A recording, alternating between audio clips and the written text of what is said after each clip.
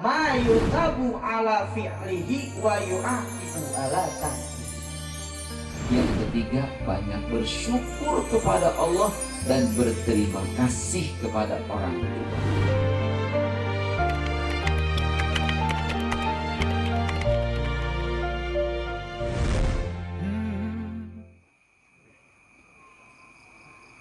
Assalamualaikum warahmatullahi wabarakatuh.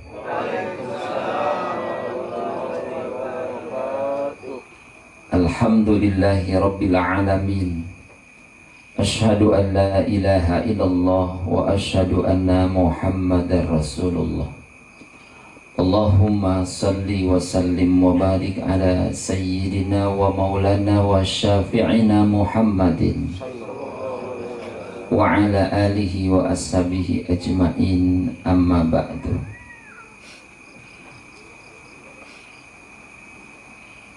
Yang terhormat para asatid, para tokoh masyarakat, Bapak Kepala Desa yang sama hadir, dan terkhusus Bapak Ridho yang melaksanakan khitanan untuk putra beliau Abu Bakar Rizik Al-Hadi. Kita doakan semoga semua asatidz dan tokoh masyarakat diberi berkah oleh Allah. Amin. Pak Ridho dengan putranya yang dikhitan dijadikan keluarga yang penuh barokah, dan anak-anaknya dijadikan anak yang soleh dan solehah. Bapak-bapak dan jamaah rahimakumullah, di antara isi Al-Quran itu 500 ayat berkenaan tentang kisah. Mayoritas kisahnya adalah kisah kenabian. Di antara kisah itu tentunya adalah kisah hitam, kisah yang bersentuhan dengan Nabi Allah yang bernama Ibrahim alaihissalam. Allah memberikan kisah setiap nabi yang diturunkan, mesti dalam kisah itu Allah subhanahu wa ta'ala tuliskan adanya masalah-masalah dalam hidup ini yang menimpa setiap keluarga para nabi. Adam Allah subhanahu wa ta'ala turunkan. Adam Allah subhanahu wa ta'ala berikan istri Hawa. Dan Allah subhanahu wa ta'ala berikan putra kepada Adam, Qabil, Habil, dan yang lainnya. Dan Allah beri ujian permasalahan di dalam kehidupan mereka. Begitu Nabi Ibrahim, Allah kasih istri yang bernama Sarah.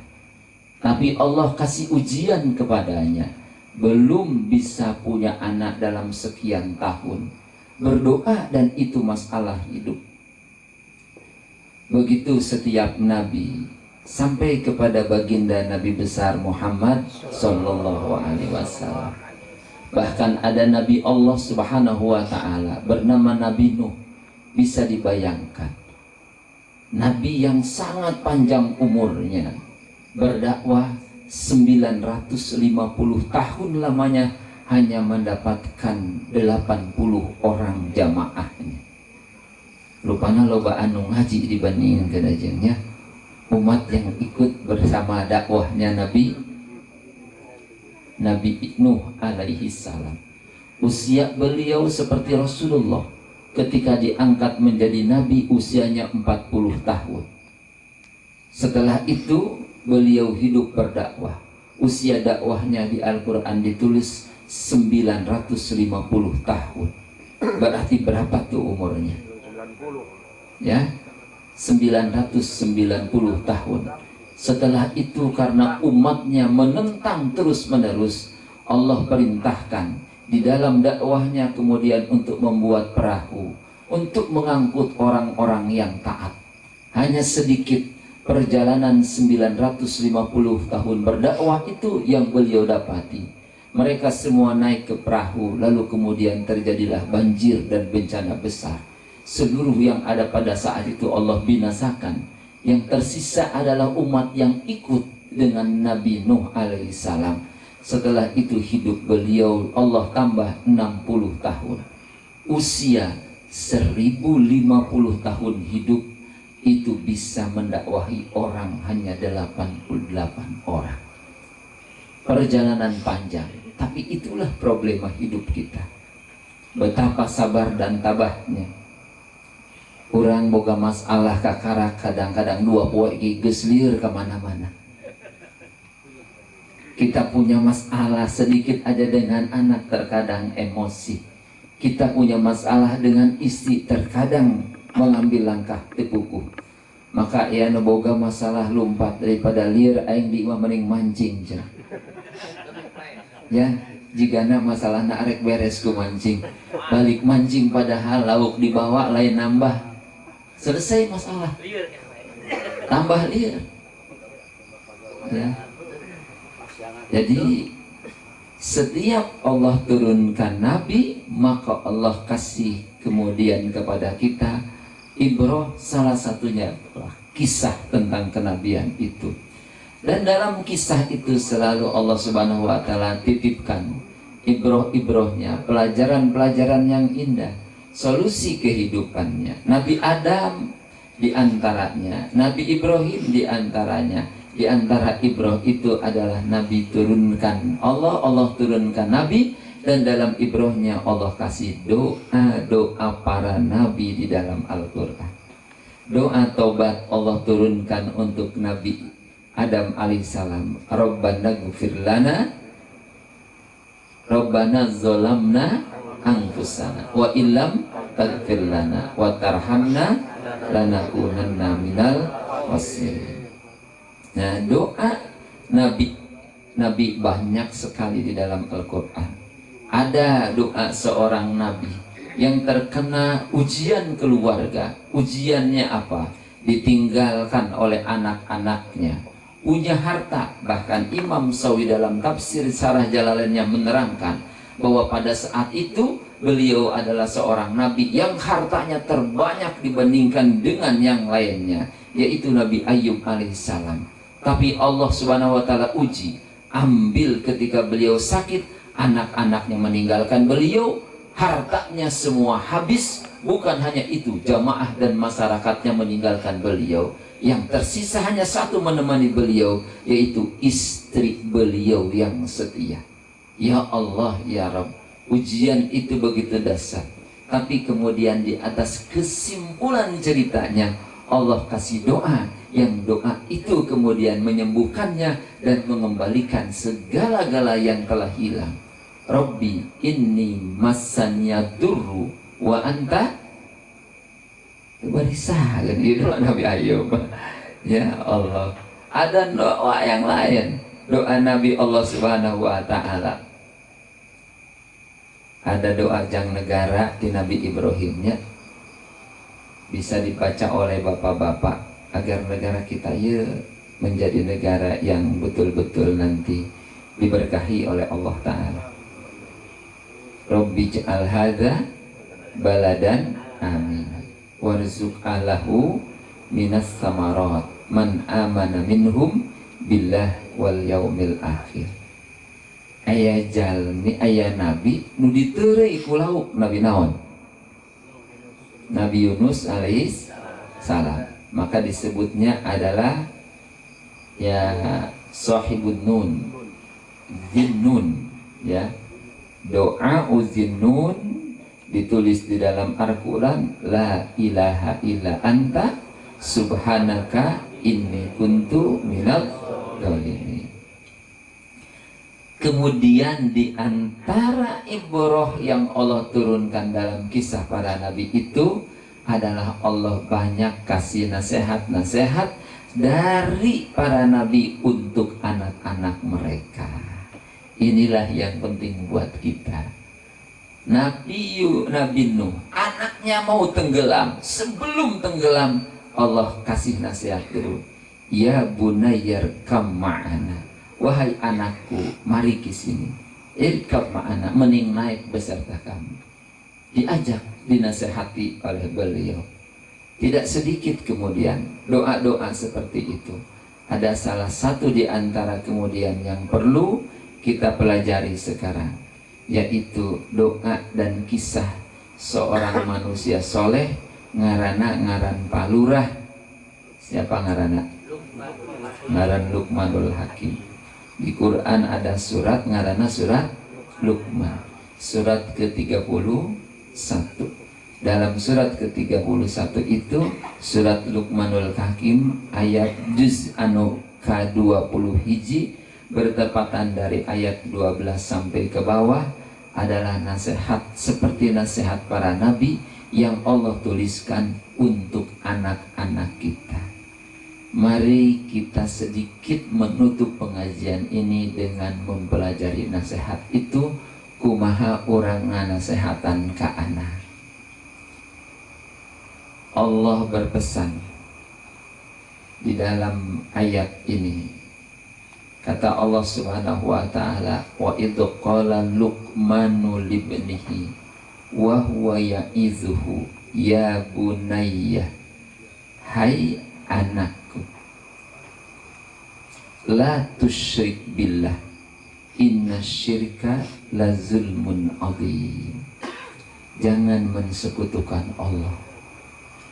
Tadi kata Pak Luqman, Pak Lurah di awal sambutannya, hari ini yang terpenting untuk kita adalah menguatkan akidah.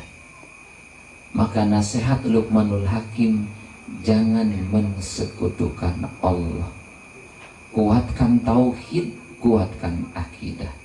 Bapak bergantung pada apa sekarang? Tidak ada yang bisa sekarang menyelesaikan solusi kehidupan di akhir zaman karena sudah banyak fitnah. Bapak pikir sekarang, kalau Bapak jadi orang kaya, gampang hirup.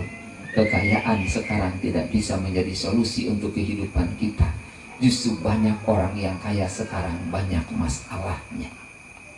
Bapak pikir anak Bapak pintar ilmu pengetahuan, dimasukkan ke segala rupa, lalu kemudian dia belajar sekarang teknologi, menjadi ahli digitalisasi dalam segala macam bidangnya. Dengan ilmu pengetahuan dan teknologi, bisakah dia bergantung?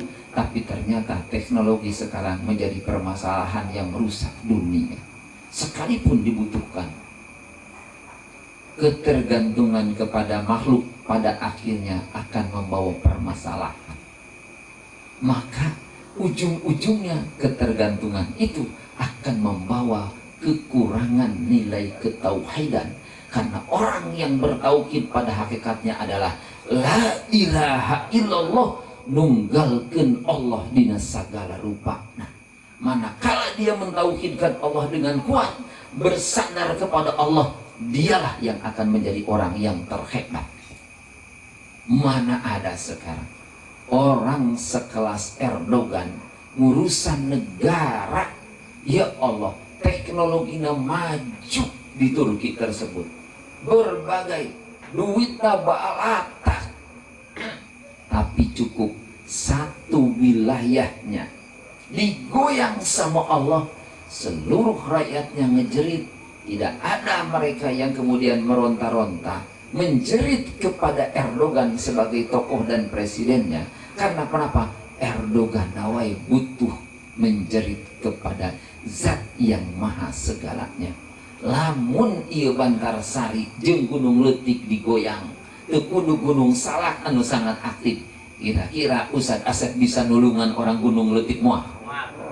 Sugan aing rek asup ka imah Ustad Asep aing.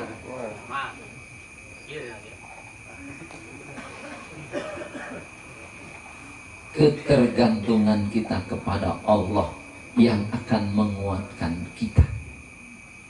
Maka anu pertama adalah nauhidkeun. Kedua, wa wassaynal insana biwalidayhi hamalathu ummuhu wahnan ala wahnin wa bisaluhu fi amaini anishkurli wali walidayhi ilayyal masir. Kedua, nasihat eta Luqman kanu jadi anakna adalah berbakti kepada orang tua. kop ibadah naon wae, tapi jangan lupa ibadah yang akan membawa keriduan Allah adalah bakti kanu jadi kolot.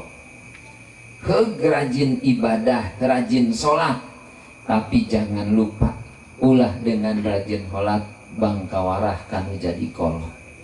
Maka ridho Allah nempel kanu radi ridho nako kolot. Lamun hayang menang ridho Allah, satu-satunya ajarin anak kita berbakti kepada kita. Ulah ragu, ulah ngamanjakeun budak ku urang ayeuna, manja segala rupana, akhirnya menjadi anak mamah jeung anak papah. Anak mamah jeung anak papah nu dibanjakeun, lain kemudian memberikan bakti tapi ngara lunjak kanu jadi kolot. Sekarang bukan lagi di kota, tapi balatak di lembur ge budak nu model gitu. Bukan di kota, orang anak-anak sekarang nu kolot maot teu bisaeun ngadoakeun di luhur makamna, teu ilu salat kemudian ka jero masjid, di lembur ge balatak nu kitu.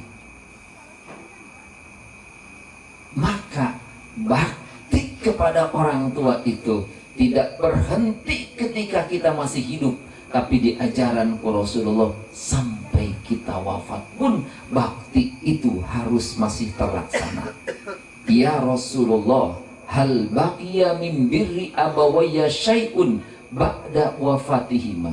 Wahai Rasul, apakah masih tersisa bakti yang harus aku laksanakan setelah wafat kedua orang tuaku? Nabi mengatakan, iya. Apa itu ya Rasulullah? Rasul mengatakan, as-salatu alaihima, salatkeun kumane. Kemudian Nabi menyuruh, Allah menyuruh di dalam Quran, anishkurli, banyaklah bersyukur. Sebetulnya dina ayat ieu dititah bersyukur aya pendampingnya nyaeta sabar. Ngan sabar aya ayat dina setelah dua ayat setelah itu. Ya bunaya aqimus shalah wa'mur bil ma'ruf wanha 'anil munkar wasbir 'ala ma asabak. Inna dzalika min azmil umur. Jadi dititahna ku Allah, hiji kuatkeun akidah ulah musyrik. Anu kadua bakti kepada orang tua, jangan durhaka.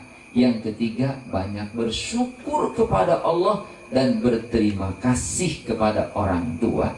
Anu katilu na dititah ngalaksanakeun salat sing enya. Aqimis shalah, aqimis shalah, aqimis shalah. Ai salat teh bapak-bapak ka masjid teh lain maghrib doang. Dititah salat teh 5 waktu. Tapi aya nu salatna ngan anu ka masjid dengan bahkan aya nu ka masjid Jumatan doang. Ya. Jadi salatnya lain saminggu sakali, sabaraha sakali, sapoe sabaraha. Nah, banyak anak kita teu bareukieun ka masjid karena sakola ka SMP tara ka masjid.